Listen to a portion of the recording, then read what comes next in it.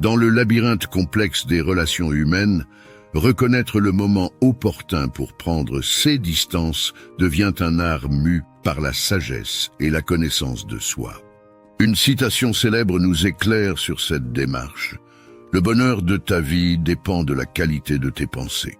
Ce principe, profond et intemporel, soulève une question cruciale.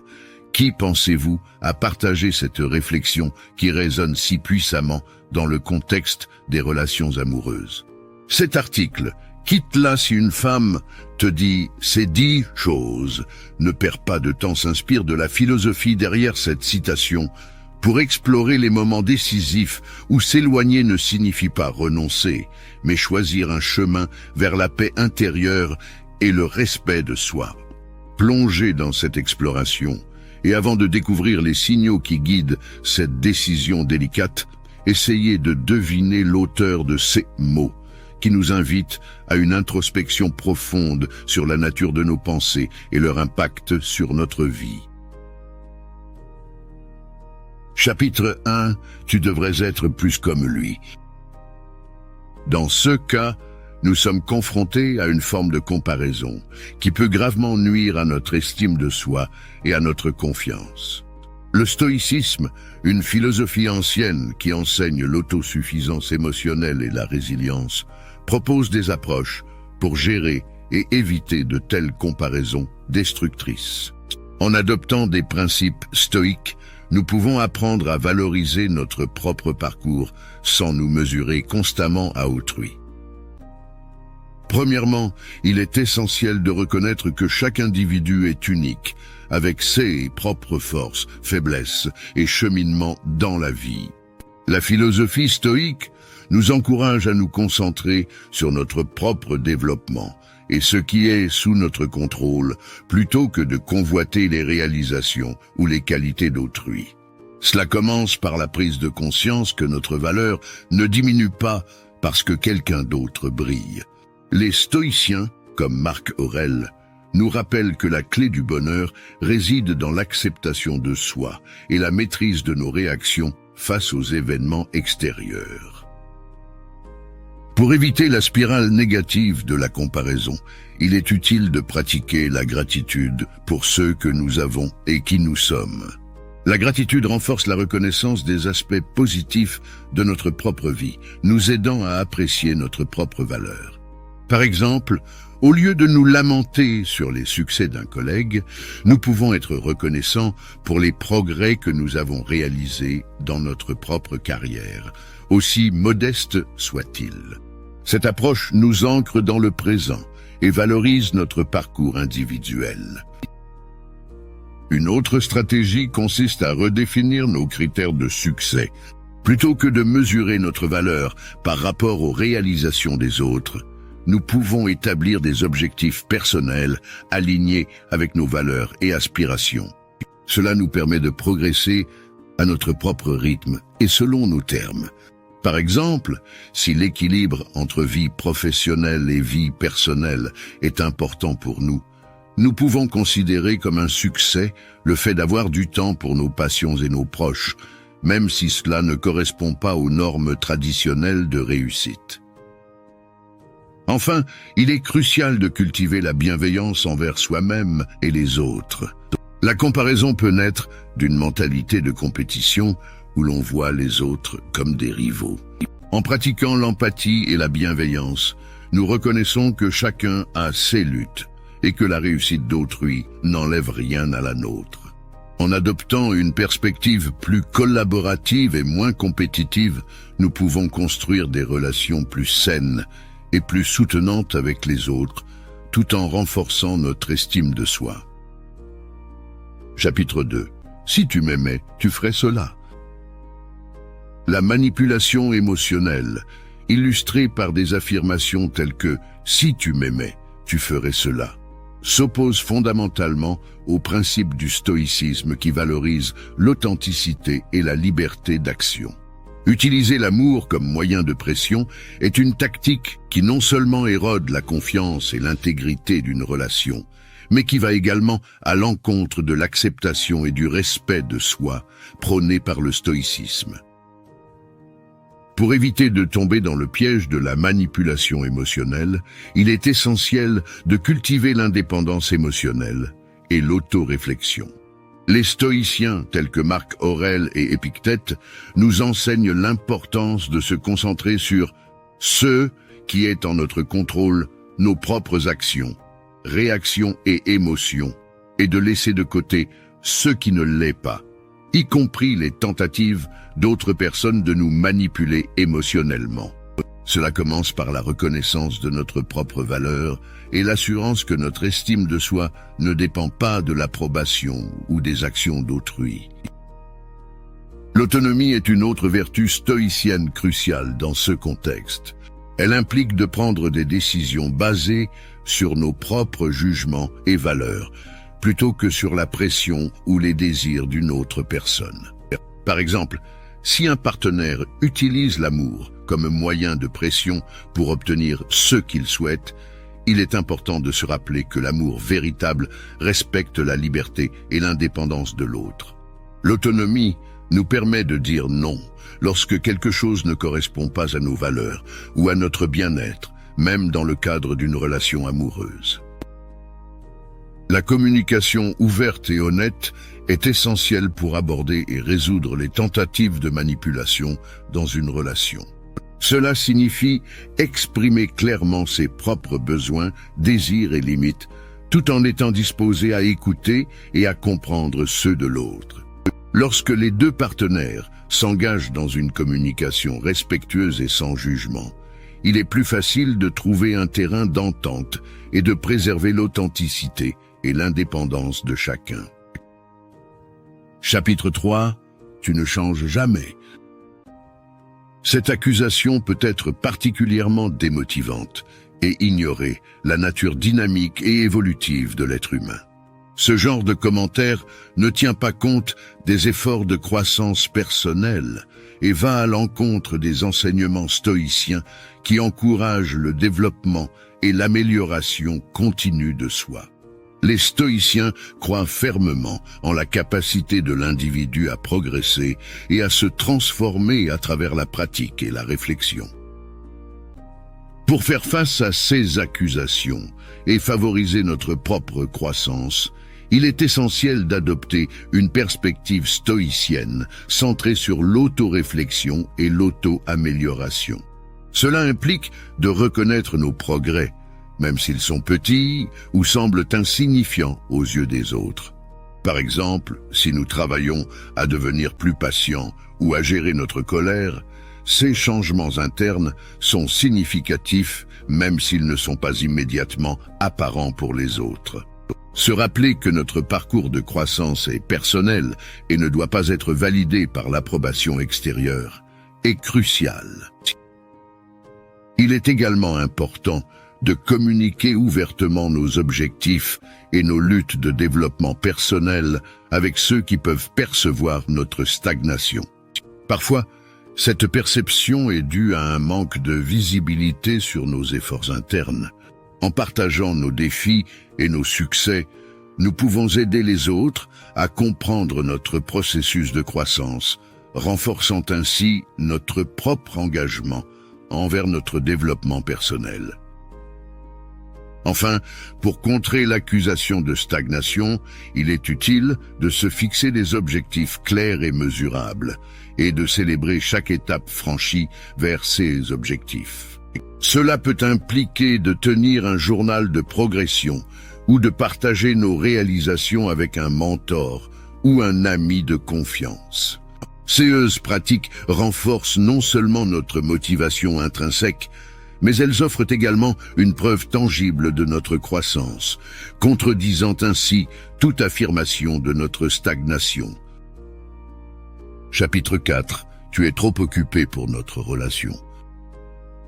Cette affirmation peut refléter un déséquilibre et une incompréhension des besoins individuels au sein d'une relation. Ce type de critique met en lumière une tension entre les responsabilités personnelles et professionnelles et les engagements relationnels, une situation qui nécessite un équilibre délicat, encouragé par le stoïcisme. Le stoïcisme, avec sa sagesse axée sur la modération et l'équilibre, offre des perspectives enrichissantes pour naviguer dans ces eaux souvent tumultueuses. Premièrement, il est crucial de reconnaître l'importance de la communication ouverte et honnête dans toute relation. Lorsque quelqu'un se sent négligé en raison de l'emploi du temps chargé de son partenaire, il est essentiel d'exprimer ses sentiments de manière constructive, sans recourir à des accusations. Les stoïciens nous enseignent l'importance de se concentrer sur les éléments sous notre contrôle, comme notre capacité à communiquer nos besoins et nos attentes clairement. En discutant ouvertement des compromis possibles, les partenaires peuvent trouver un terrain d'entente qui respecte à la fois les engagements individuels et les besoins de la relation. De plus, il est important de cultiver l'autonomie et de valoriser les activités personnelles et professionnelles, non seulement comme des obligations, mais aussi comme des sources d'enrichissement personnel qui contribuent à notre bien-être global. Les stoïciens valorisent le développement personnel et croient que le bien-être individuel contribue au bien-être collectif. En reconnaissant et en respectant les besoins et les aspirations de chacun, les partenaires peuvent soutenir leur croissance mutuelle, renforçant ainsi leurs relations. Il est également essentiel de pratiquer l'équilibre stoïcien en trouvant un juste milieu entre les engagements personnels et les temps dédiés à la relation. Cela peut nécessiter de revoir les priorités et de s'engager à consacrer des moments de qualité à la relation, même dans un emploi du temps chargé. Planifier des activités significatives ensemble, établir des rituels de connexion quotidiens ou simplement s'accorder des moments de présence pleine et attentive peuvent tous contribuer à nourrir la relation. Chapitre 5. Je ne veux pas que tu passes du temps avec eux. La tentative de contrôler avec qui une personne passe son temps, illustrée par la phrase « Je ne veux pas que tu passes du temps avec eux », reflète souvent une tentative d'isolation qui peut nuire à la dynamique d'une relation. Cette attitude va à l'encontre de l'idée stoïcienne, selon laquelle les relations sociales sont essentielles pour notre développement personnel et notre bien-être. Les stoïciens valorisent l'autonomie individuelle, la croissance personnelle et reconnaissent l'importance des interactions sociales positives dans la formation du caractère. Pour éviter de tomber dans de tels comportements de contrôle et promouvoir des relations saines, il est crucial de cultiver la confiance et le respect mutuel. Cela implique d'accepter que chaque individu a ses propres besoins, y compris le besoin d'interagir avec une variété de personnes. Les stoïciens nous encourageraient à réfléchir sur nos propres insécurités ou jalousies qui pourraient nous pousser à essayer de limiter les interactions sociales de nos proches. En travaillant sur nos propres perceptions et en pratiquant la vertu stoïcienne de l'auto-examen, nous pouvons surmonter ces tendances. Il est également essentiel d'encourager la communication ouverte dans la relation. Discuter de nos sentiments et de nos inquiétudes sans recourir à des ultimatums ou à des tentatives de contrôle renforce le lien et permet de trouver des solutions qui respectent les besoins de chacun. Par exemple, si l'on se sent négligé ou inquiet à propos de certaines fréquentations de son partenaire, exprimer ses sentiments de manière constructive peut ouvrir un dialogue sur la façon de répondre à ses préoccupations tout en respectant l'autonomie de l'autre. Enfin, reconnaître l'importance des relations sociales en dehors de la relation amoureuse ou familiale est crucial. Les stoïciens soutiendraient que s'engager dans une communauté plus large et maintenir des amitiés diverses enrichissent notre vie et contribuent à notre croissance morale. En pratiquant l'équilibre, l'ouverture d'esprit et en valorisant les relations extérieures, nous pouvons éviter les pièges de l'isolation et favoriser un environnement où chaque individu se sent libre de grandir et de s'épanouir. Chapitre 6. Tu penses trop. La critique de la tendance à la réflexion et à l'analyse, souvent exprimée par cette phrase, peut décourager l'exploration intellectuelle et la compréhension profonde des aspects pourtant centraux dans la quête stoïcienne de la sagesse.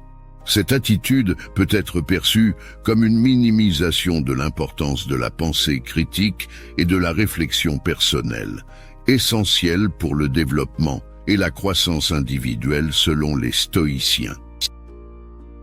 Pour éviter de se laisser décourager par de telles critiques et encourager une pratique saine de la réflexion, il est crucial de reconnaître la valeur de l'introspection et de l'analyse rationnelle.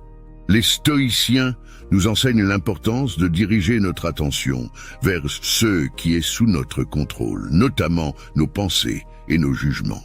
Au lieu de voir la réflexion comme un obstacle, nous devrions la considérer comme un outil précieux pour naviguer dans la vie de manière plus éclairée et intentionnelle. Par exemple, la pratique de l'examen quotidien, où l'on réfléchit aux événements de la journée, à nos réactions et à la manière dont nous pourrions améliorer nos actions à l'avenir, illustre bien l'approche stoïcienne de la réflexion constructive. De plus, il est important de distinguer la réflexion productive de l'overthinking paralysant. Tandis que la première approfondit notre compréhension et nous guide vers des actions réfléchies, la seconde peut mener à l'anxiété et à l'inaction. Les stoïciens nous encouragent à pratiquer la dichotomie du contrôle, en se concentrant sur nos efforts et en acceptant l'issue de nos actions, quelles qu'elles soient. Cela aide à canaliser notre tendance à la réflexion vers des questionnements productifs et à réduire l'anxiété liée à l'incertitude. Pour pratiquer efficacement la réflexion dans l'esprit du stoïcisme, il peut être utile de s'engager dans des activités qui favorisent la clarté mentale et la concentration, telles que la méditation, la lecture philosophique ou même des discussions stimulantes avec des amis ou des mentors qui partagent des intérêts similaires.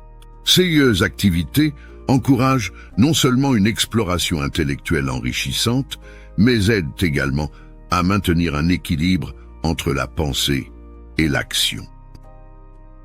Enfin, face aux critiques sur notre tendance à la réflexion, il est essentiel de rester fidèle à nos propres valeurs et à notre quête personnelle de sagesse. En reconnaissant la réflexion comme une composante clé de notre développement personnel et en la pratiquant de manière équilibrée, nous pouvons progresser sur le chemin stoïcien vers une vie plus épanouie et intentionnelle, tout en cultivant une compréhension plus profonde de nous-mêmes et du monde qui nous entoure. Chapitre 7. Tu n'as pas besoin de ça pour être heureux. Elle peut être utilisée pour limiter ou contrôler les choix personnels d'un individu, indiquant un manque de soutien à sa quête de bonheur et d'autonomie. Cela est contraire à la recherche stoïcienne du bien-être authentique, qui valorise la liberté individuelle et la poursuite personnelle du bonheur. Pour naviguer cette dynamique, tout en respectant les principes stoïciens, voici des perspectives et des pratiques à envisager. Premièrement, il est essentiel de comprendre et de reconnaître l'autonomie personnelle dans la poursuite du bonheur.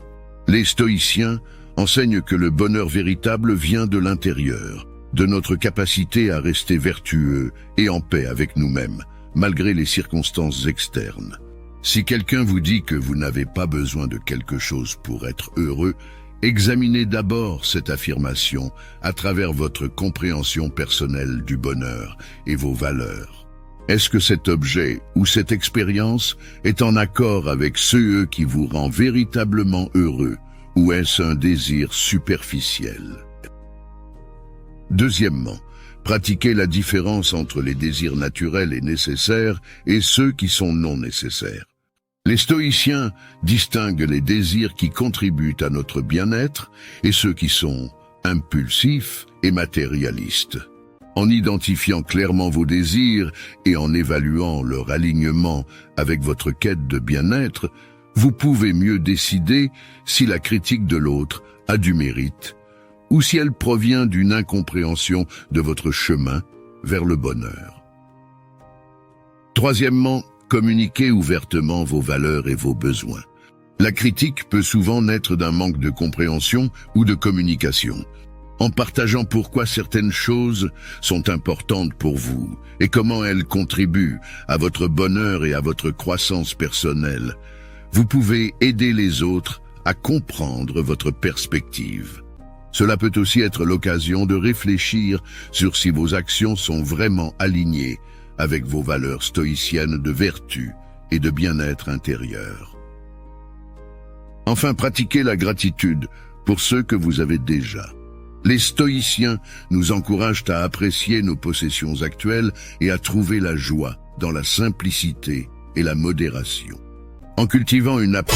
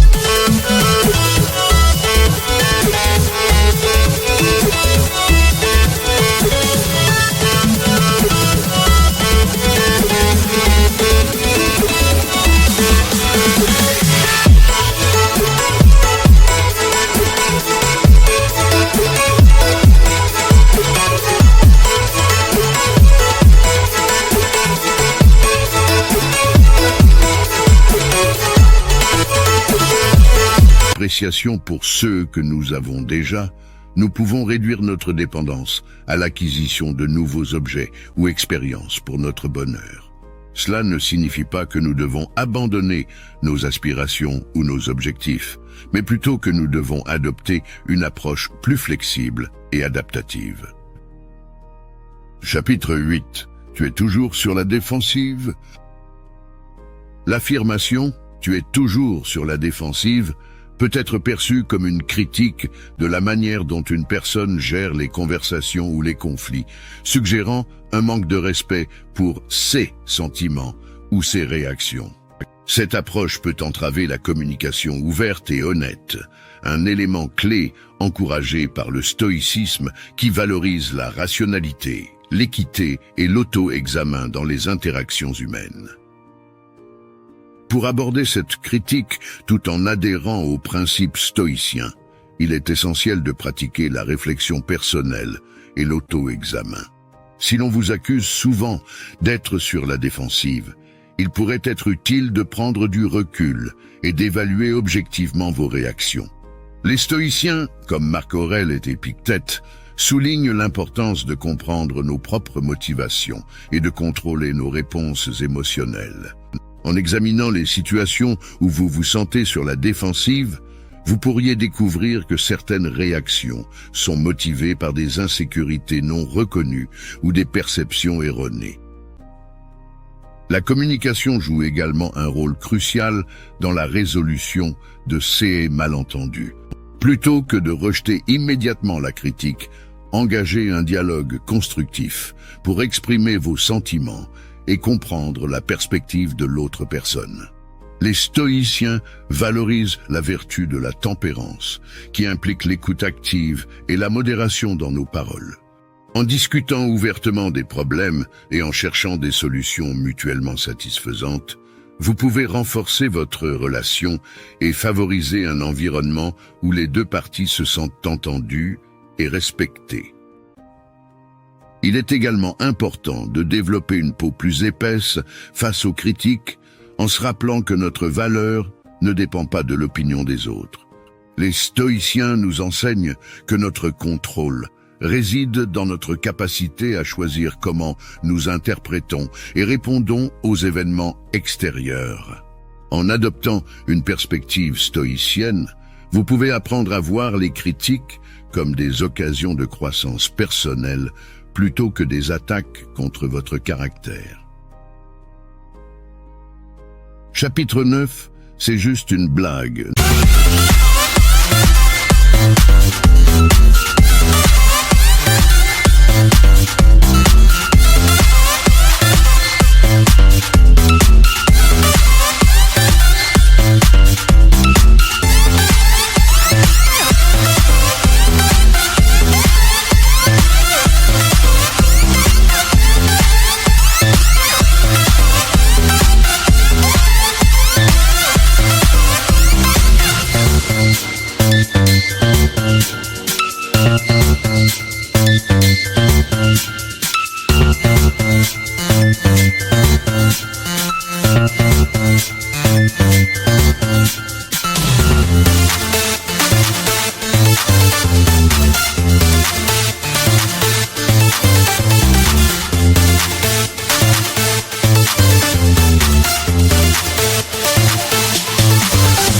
Ne sois pas si sensible. Lorsque quelqu'un minimise ou invalide les sentiments d'autrui sous prétexte d'humour en disant « c'est juste une blague, ne sois pas si sensible », cela peut être perçu comme un manque de compassion et de compréhension mutuelle. Cette attitude entre en contradiction avec l'importance accordée par le stoïcisme à l'empathie et à la compréhension dans les relations humaines. Les stoïciens valorisent le respect des émotions et perspectives d'autrui, reconnaissant que chacun a sa propre réalité et que la sensibilité de chacun mérite d'être respectée. Pour éviter de tomber dans le piège de minimiser les sentiments d'autrui et pour pratiquer l'empathie de manière stoïcienne, il est essentiel d'adopter une écoute active et une ouverture d'esprit. Lorsqu'on est tenté de faire une remarque qui pourrait être interprétée comme blessante, il convient de réfléchir à l'impact potentiel de nos paroles et de choisir des expressions qui encouragent plutôt qu'elles ne découragent. Il est également important de valider les émotions des autres, en reconnaissant leurs sentiments sans jugement et en offrant un soutien authentique. Dans le cas où l'on se retrouve à l'autre bout de la remarque, pratiquer la résilience stoïcienne peut être bénéfique. Les stoïciens nous enseignent à distinguer entre ceux que nous pouvons contrôler nos propres perceptions et réactions et ceux que nous ne pouvons pas les actions et paroles d'autrui. Au lieu de réagir de manière émotionnelle à des commentaires qui minimisent nos sentiments, nous pouvons choisir de les interpréter d'une manière qui renforce notre tranquillité intérieure, en nous rappelant que notre valeur ne dépend pas de l'approbation des autres. De plus, la communication joue un rôle crucial dans la résolution de ces situations. Si vous vous sentez blessé par une remarque, exprimez vos sentiments de manière calme et rationnelle. Expliquer pourquoi une blague ou un commentaire n'est pas perçu comme inoffensif peut aider l'autre personne à comprendre votre perspective et à favoriser une communication plus empathique à l'avenir. Chapitre 10. Pourquoi n'es-tu pas plus réussi? Cette question met l'accent sur le succès extérieur, sans reconnaître les efforts et le progrès personnel, ce qui va à l'encontre de l'appréciation stoïcienne des vertus et de la croissance intérieure comme vraie mesure du succès. Cette perspective peut conduire à une évaluation erronée de la réussite et à la négligence de l'importance du développement personnel et des vertus qui sont au cœur des enseignements stoïciens. Pour naviguer face à cette question, tout en respectant les principes stoïciens, il est crucial de reconsidérer la définition du succès. Selon le stoïcisme, le succès véritable n'est pas mesuré par des réalisations externes, mais par le degré de sagesse, de courage, de justice et de modération qu'une personne développe dans sa vie. Ces vertus stoïciennes guident l'individu vers l'excellence morale et la paix intérieure, qui sont des indicateurs beaucoup plus significatifs du succès que les possessions matérielles ou les reconnaissances sociales. Il est également important de pratiquer l'autoréflexion et de reconnaître la valeur des efforts personnels et du progrès. Les stoïciens encouragent l'examen de conscience pour évaluer si nos actions sont en accord avec nos principes et valeurs. Ce processus aide à identifier et à valoriser les progrès réalisés dans le développement des vertus, indépendamment de la reconnaissance extérieure. En se concentrant sur la croissance personnelle et les efforts déployés, on peut trouver une satisfaction profonde et durable qui transcende les succès matériels. La communication ouverte avec ceux qui posent cette question est également essentielle. Expliquer votre perspective sur le succès et les valeurs stoïciennes peut aider à élargir leur compréhension du succès et à reconnaître l'importance du développement personnel au-delà des réalisations externes. Cette discussion peut favoriser une appréciation mutuelle des différentes voies vers le succès et encourager un respect pour les efforts personnels et le progrès. La philosophie stoïcienne nous enseigne l'importance de maintenir un équilibre entre émotion et raison. À travers Quitte-la, si une femme te dit ces 10 choses, ne perds pas de temps. Nous avons exploré des indicateurs cruciaux qui, selon les enseignements de grands penseurs tels que Marc Aurèle, nous guident vers des décisions réfléchies dans nos relations.